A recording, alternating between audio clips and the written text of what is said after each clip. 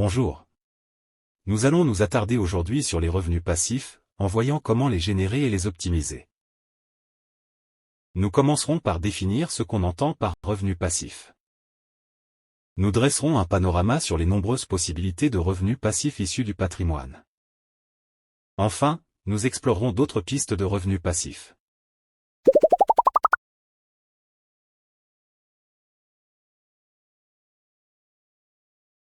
Partageons tout d'abord les principes auxquels répondent les revenus passifs. On entend par revenu passif un revenu financier régulier, obtenu en régime de croisière sans effort significatif. Passons en revue quelques idées reçues sur les revenus passifs. Un revenu passif, c'est de l'argent sans rien faire. Et non. Même si c'est le but en cible, il nécessitera des efforts en amont. Tout le monde peut devenir riche rapidement avec les revenus passifs. Pas vraiment. Ils peuvent dans certaines circonstances vous aider à atteindre la richesse, mais pas plus que des revenus actifs. Il suffit de copier une méthode qui marche. Dans la réalité, ce qui fonctionne pour une personne peut ne pas marcher pour une autre, en fonction du timing, des compétences, etc. Les revenus passifs sont 100% automatiques. En fait, peu de revenus sont totalement passifs. Ils nécessitent souvent du suivi, des ajustements et une maintenance. Une fois mis en place, un revenu passif dure éternellement. Rien n'est éternel. Il faut s'adapter à l'évolution des choses. Les revenus passifs remplacent totalement un emploi. Même si c'est votre but, atteindre ce résultat n'est pas aisé. Et rien ne vous empêche de cumuler revenus actifs et passifs. Plusieurs éléments sont nécessaires pour construire des revenus passifs. Le premier est le capital financier. Beaucoup de revenus passifs s'appuient sur celui-ci. Le second est le temps. Car arriver à dégager des revenus passifs nécessite de la patience. Quelle que soit la voie que vous empruntez pour les obtenir, les résultats ne seront pas immédiats. Les revenus passifs nécessitent des compétences spécifiques. En fonction des vôtres, vous pourrez plus facilement vous orienter vers l'un ou l'autre. Mûrissez également votre stratégie. Préparez-vous à l'ajuster en fonction de l'évolution des circonstances. Passons en revue différents revenus passifs issus du capital financier. Le patrimoine offre en effet une multitude de possibilités. Les placements immobiliers peuvent prendre plusieurs formes. Ils ont en commun d'apporter un revenu régulier sur la base d'un loyer. Le plus classique est la mise en location d'un bien immobilier que vous avez acquis, à l'année ou en location saisonnière. Si un apport est nécessaire, vous pouvez utiliser l'effet de levier apporté par un crédit. Un tel achat peut avoir un impact fiscal intéressant.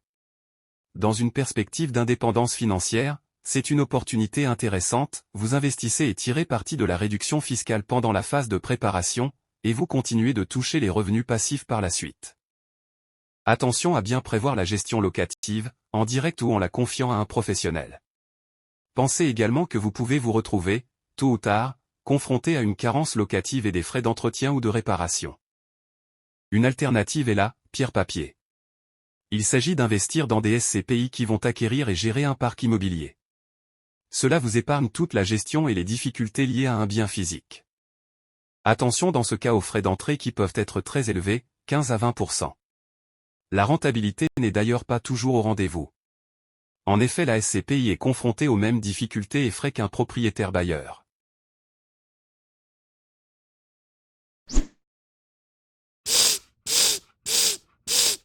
Les actions consistent à investir dans des sociétés. Celles-ci ayant pour objectif de développer leur valeur, vos parts devraient augmenter avec le temps.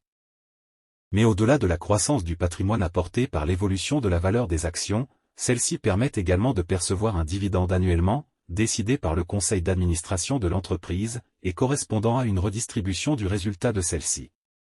En fonction du développement de l'entreprise et du contexte externe, le cours de l'action peut rester stable, s'envoler ou au contraire s'effondrer.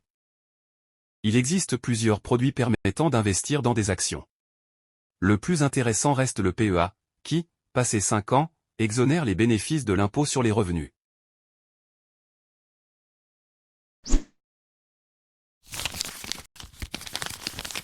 Les obligations correspondent à un prêt accordé à une entreprise ou un État.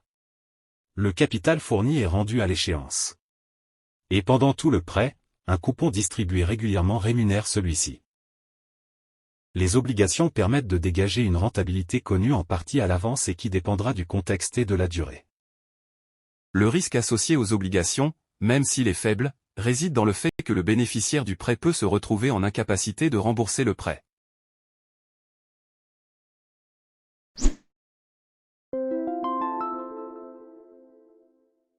Les fonds sont des véhicules d'investissement collectif où un professionnel gère un portefeuille partagé entre plusieurs investisseurs.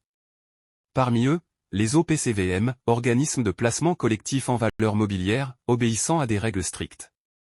Les OPCVM regroupent les SICAV, sociétés d'investissement à capital variable, qui distribuent des actions à leurs investisseurs avec un droit de vote, et les FCP, fonds communs de placement, où les actifs sont détenus via des parts en copropriété, sans droit de vote. Les fonds peuvent investir sur des actions, des obligations, d'autres fonds.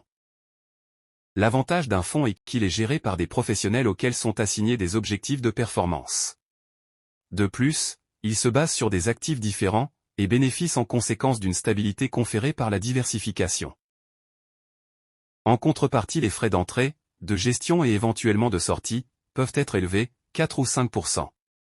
Les contrats d'assurance vie permettent d'accéder à des fonds nombreux.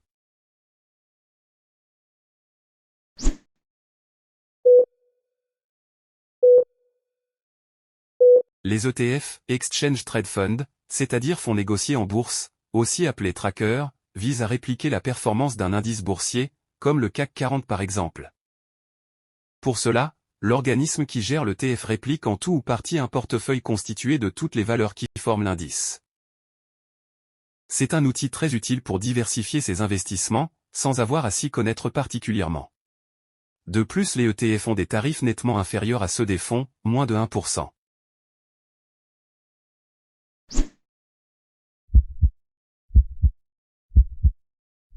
Comme nous l'avons vu précédemment, l'assurance vie permet d'investir dans des fonds.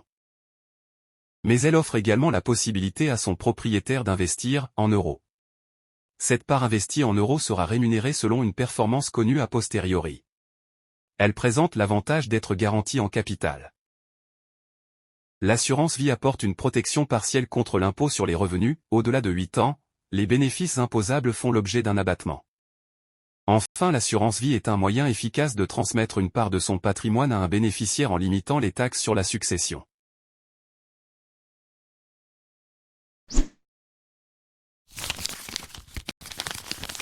Les livrets sont des produits financiers qui rémunèrent le capital selon un taux connu qui évolue dans le temps. Ils sont liquides, le possesseur d'un livret peut y déposer de l'argent ou en retirer quand il le souhaite. Ils constituent à ce titre une excellente solution de trésorerie. Ils apportent de plus une garantie en capital. On distingue les livrets réglementés tels que le livret A, le LDDS ou le LEP, pour lesquels les intérêts ne sont pas imposables, des autres livrets proposés par les banques, soumis à la flat tax ou au régime d'imposition. Sont à prendre en considération le taux et le plafond. Soyez également vigilants à la règle de la quinzaine, selon laquelle les intérêts sont calculés par quinzaine complète.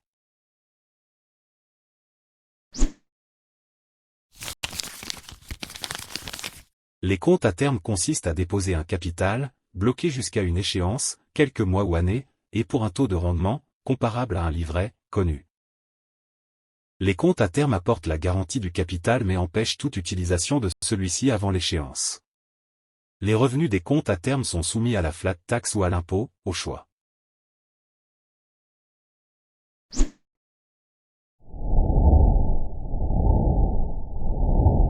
Les crypto-monnaies permettent de spéculer sur l'évolution d'une monnaie reposant sur la blockchain. Elles se caractérisent par une très forte volatilité, à prendre en considération avant tout investissement. Elles peuvent être détenues via un compte titre ordinaire, avec des frais de gestion potentiellement élevés.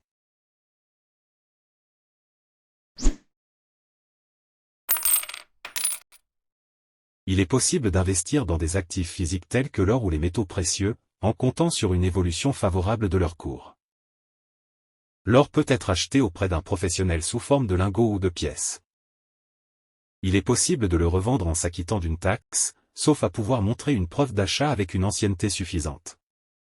L'or est considéré comme une valeur refuge, qui peut permettre d'équilibrer un portefeuille financier.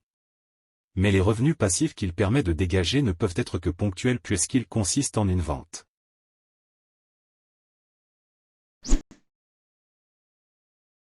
Hello. Les forêts constituent un actif concret qui permet de dégager des revenus basés sur l'exploitation de celles-ci, en revendant le bois produit. L'exploitation peut induire une activité non négligeable, à moins qu'elle soit sous-traitée. Cet investissement complète les revenus par la détention d'un bien foncier, qui peut prendre de la valeur en fonction de l'évolution de l'environnement.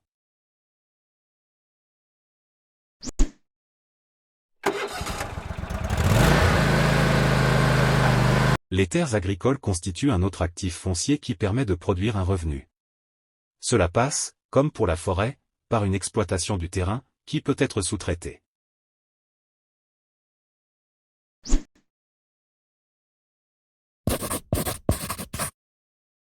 L'art offre une possibilité d'investissement, consistant à spéculer sur l'évolution de la valeur d'une œuvre. Comme pour l'or, le revenu dégagé est ponctuel et consiste à revendre l'œuvre.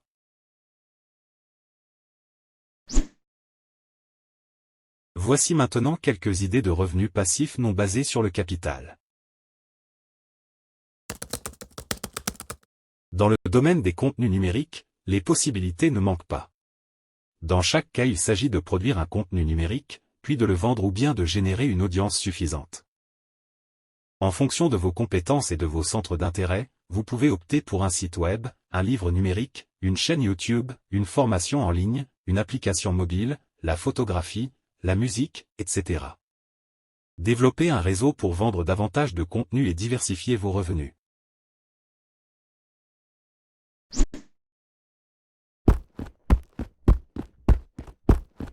Le principe du dropshipping est proche de la mise à disposition de contenu numérique. Cette fois le produit vendu est physique. Mais vous vous appuyez sur un marketing numérique et un sous-traitant qui produit l'objet à un faible coût. Pour être rentable, le modèle doit être scalable et reposer sur un processus très efficace.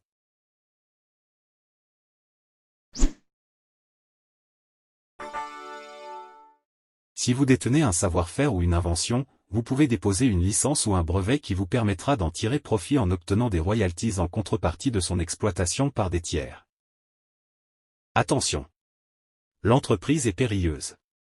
Déposer une licence ou un brevet peut vite coûter cher en fonction de sa portée. L'idée doit avoir un potentiel très important pour espérer en dégager un revenu.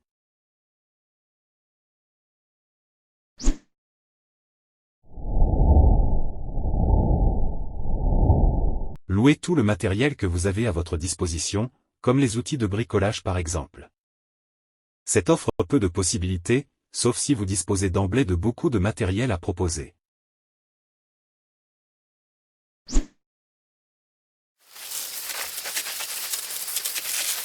Cultivez des plantes recherchées et vendez-les. L'effort doit rester limité pour qu'on puisse parler de revenus passifs.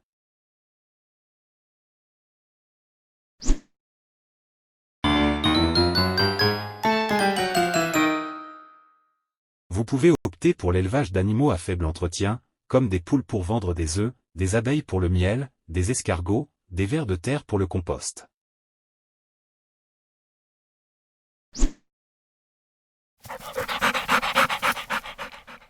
Vous pouvez mettre en place une garderie pour les animaux lorsque leur maître s'absente. Cela se pratique pour les chevaux, les poules, les animaux de compagnie.